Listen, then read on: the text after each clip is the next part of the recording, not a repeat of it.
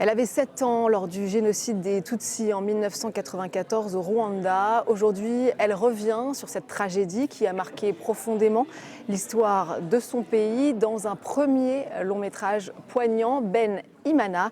Marie-Clémentine Doussabé-Djambo, bonjour. Bonjour. Merci d'être avec nous. Merci pour cette invitation. Pour ce film qui est donc en compétition ici à Angoulême, d'abord, peut-être arrêtons-nous sur ce titre, Ben Imana. Qu'est-ce que ça veut dire en Kinyarwanda, qui est la langue parlée dans votre pays? Kinyarwanda, je dirais le peuple de Dieu, une traduction littérale. Mais c'est un nom qui m'a beaucoup fascinée parce que nous, les Rwandais, on se dit on est Ben Imana parce que Dieu passe la journée ailleurs, dans Rwanda. Et donc, et aussi, ça veut dire aussi les chanceux. Et pour moi, le prendre comme un titre, c'est parce qu'on a plusieurs choses en commun, une seule langue, même type d'habitants, une seule culture. Et toute cette richesse-là, je me suis appuyée sur ça pour traiter tout le sujet de Ben Imana. Et rappeler l'unité aussi qui rassemble les Rwandais. Alors votre film nous emmène au Rwanda en 2012. 20 ans à peu près après le génocide des Tutsis. Des tribunaux populaires sont mis en place pour apporter justice et réconciliation. Et on suit Vénéranda, votre personnage principal, c'est une survivante. Et elle est convaincue de la nécessité de ces procès et du pardon. On en parle juste après, mais d'abord on regarde quelques images de Ben Imana. Uwanga gutanga ubuhamya bw'ibyo yabonye ahanishwa igifungo kiri hagati y'amezi 3 n'6 niko itegeko ribivuga. Bada niba hari icyo kuvuga ufite uyu ni wo mwanya bitabaye ibyiburanisha ry'uyu munsi rasoreza ahangaha.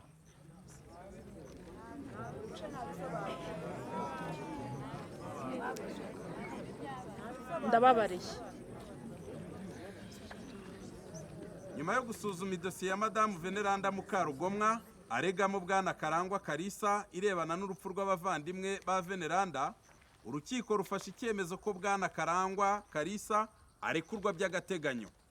Mu gihe cy'urubanza nyirizina, urukiko ruzita ku kuba Karangwa yaremeye uruhare rwe mu byaregwa kandi agasaba imbabazi Madamu Veneranda Mukarugomwa amaze uburenganzira afite bwo kubabarira mu izina ry'umuryango wacu. Uyu mugabo n'umwicanyi. Suzanne, kuba ari umwicanyi byemezwa n'urukiko. Iburanisha ry'uyu munsi ryasoje. Nyamuneka mwandetse nkavuga. Vénéranda, je le disais, elle est convaincue de la nécessité de pardonner, d'aller vers cette unité dont on parlait. Évidemment. Mais en fait, la grossesse de sa fille, Tina, qui a une quinzaine d'années, va venir un peu ébranler ses convictions. Qu'est-ce qui se joue pour elle à ce moment-là?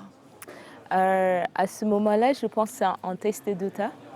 Parce que le pardon, je pense qu'après avoir le prononcé par les mots, il faut le vivre, il faut l'éprouver. Et souvent, le temps aussi, c'est vraiment un instrument de justice. Et aussi le test le test de la vie, c'est qui vient souvent tester ce que tu as dit, tes décisions. C'est souvent pas loin de toi. Mais c'est vrai que vous explorez donc les traumatismes de votre pays au travers d'une galerie de portraits de femmes. Donc il y a Vénéranda, on vient d'en parler, puis il y a Suzanne qui est sa sœur. Et alors elle est aussi une survivante, elle a perdu son mari, ses enfants dans des conditions extrêmement difficiles. Et à l'inverse, le pardon, elle n'arrive pas à l'envisager. Vous vouliez justement montrer ces deux visions, ces deux manières de faire le deuil, ces deux manières de gérer sa peine, mais sans les opposer? Évidemment, c'est l'une des dimensions, parce que tout début, mes intentions, c'était vraiment de traiter la mémoire.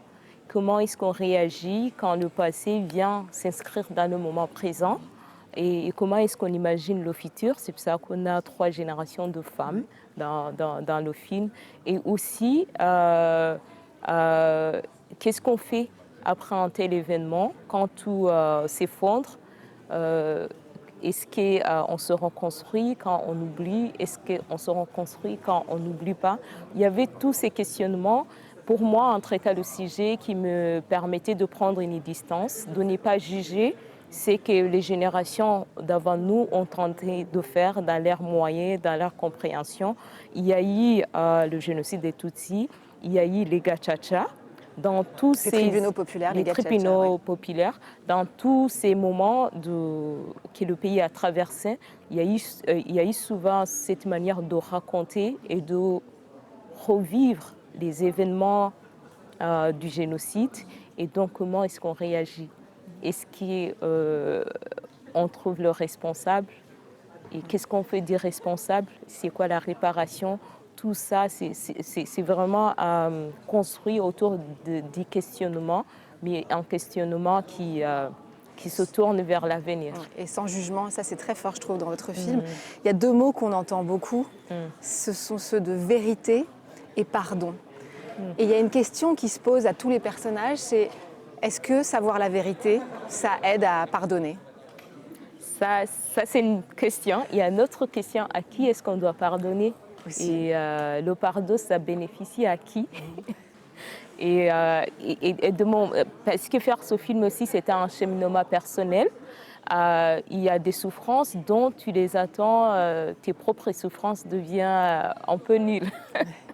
Et tu te dis qu'à chaque fois, il faut souvent des moments de libération. Donc, je pense que les Gacaca, ça a servi à ça, qu'il y ait vraiment une libération de parole. Il faudrait qu'à un moment, dans le temps, que les Rwandais qui s'assoient ensemble et qui rendent les comptes de ce qui s'est passé et qu'ils racontent ça aux générations à venir. Et pour moi, Benimana, c'était vraiment une lettre d'amour entre générations et l'amour dans toutes les dimensions. Parce que l'amour, ce n'est pas seulement dans des bons moments, il y a cet amour aussi dans des mauvais moments. Le fait de choisir de se lever chaque matin, d'aller dans ces espaces de gacaca et de rencontrer ton agresseur. Et je trouve ça que c'est vraiment une résilience qui est au-delà de ce qu'on imagine. La troisième femme, il y a aussi la grand-mère, mais qui est muette, donc on entend peu. Donc, la troisième femme, c'est Tina, c'est donc la fille de Vénéranda. Alors, elle a 15 ans, elle est pleine d'énergie, elle est tournée vers l'avenir, elle a plein de rêves pour son futur et celui de son pays. On sent ce décalage des générations, la génération qui a vécu le génocide et puis cette nouvelle génération qui doit quand même vivre avec ses conséquences.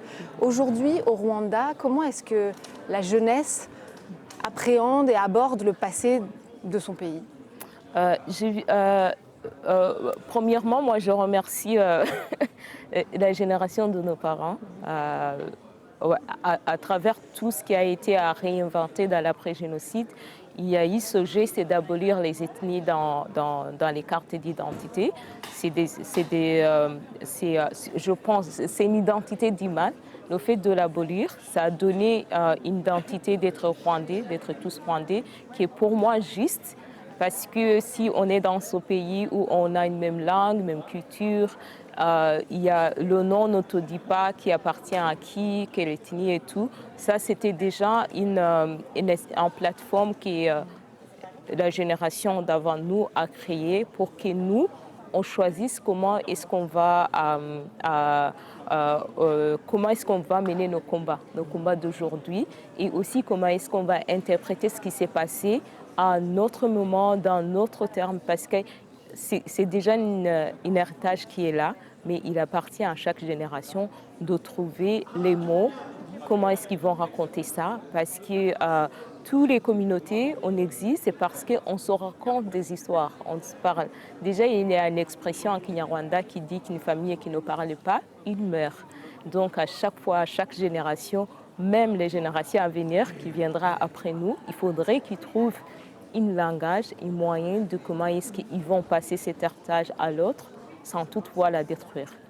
C'est intéressant que vous parliez de ça, de langage pour transmettre, parce que les choses sont dites dans le film, les victimes racontent ce qui s'est passé, beaucoup de pudeur, mais les mots sont posés, et pour autant, il y a aussi beaucoup de silence, beaucoup de non-dits qui en disent long.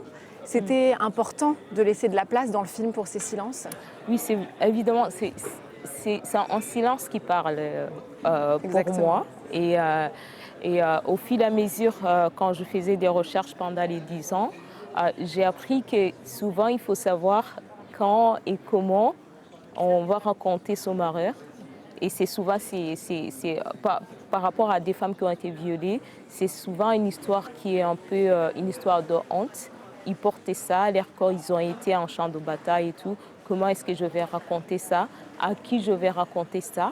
Parce qu'il faut, il faut donner la valeur à ceux qui t'ont, à ta peine, je pense, à ta peine, quand tu le dis, que ce soit constructif, que ce soit aussi accueilli dans toutes ces dimensions.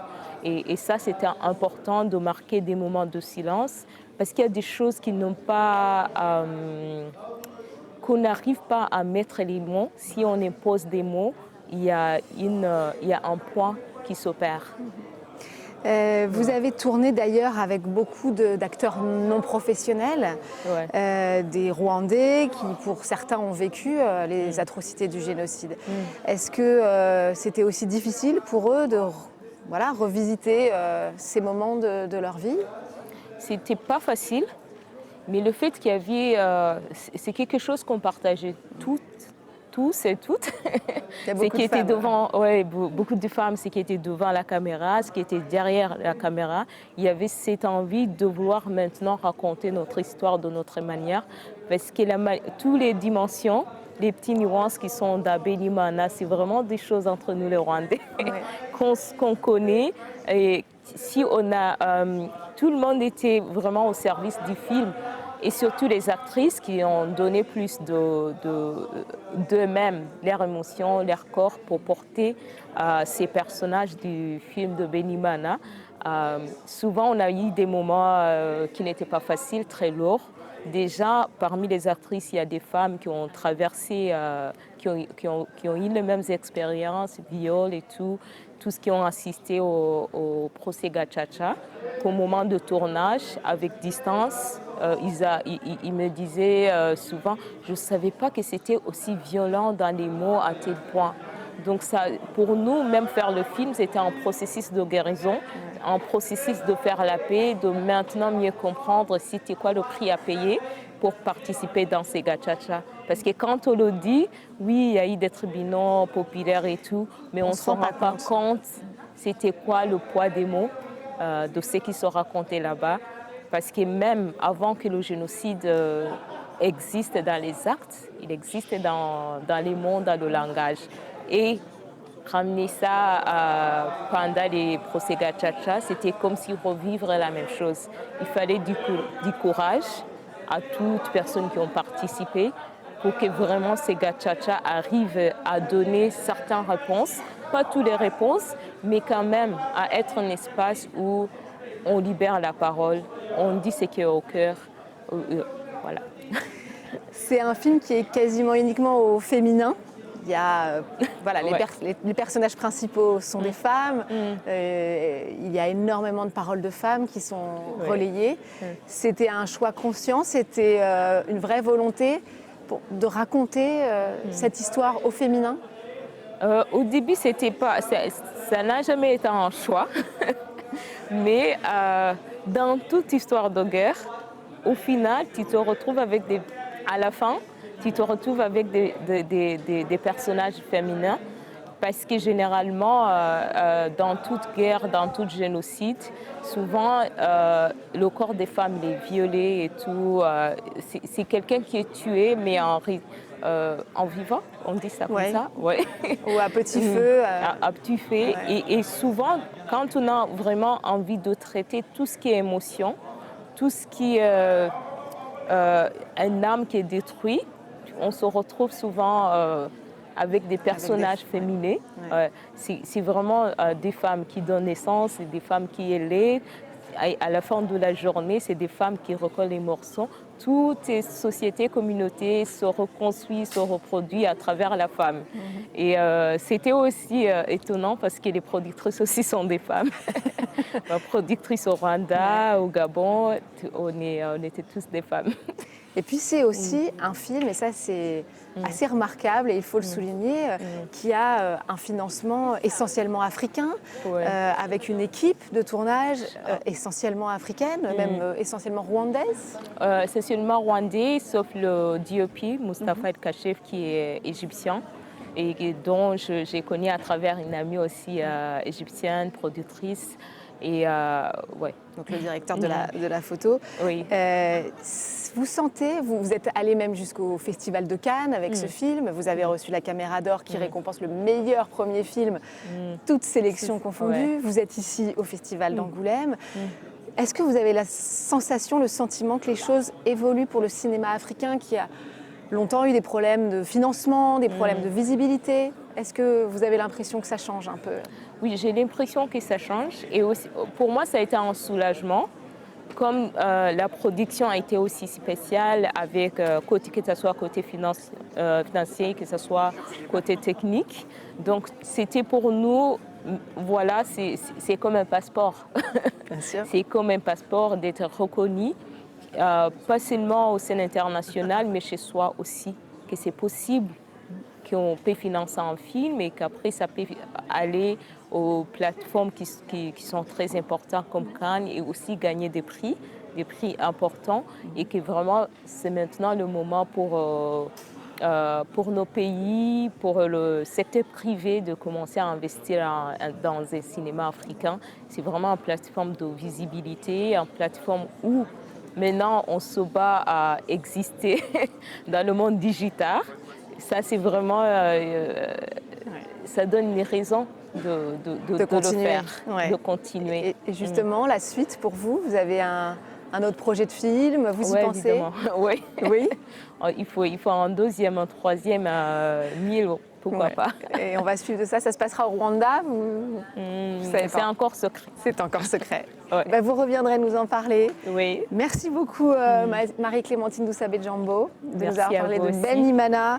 Merci beaucoup aussi à vous de nous avoir suivis. Retrouvez tous nos entretiens depuis Angoulême sur la page YouTube de France 24 et tous nos réseaux sociaux.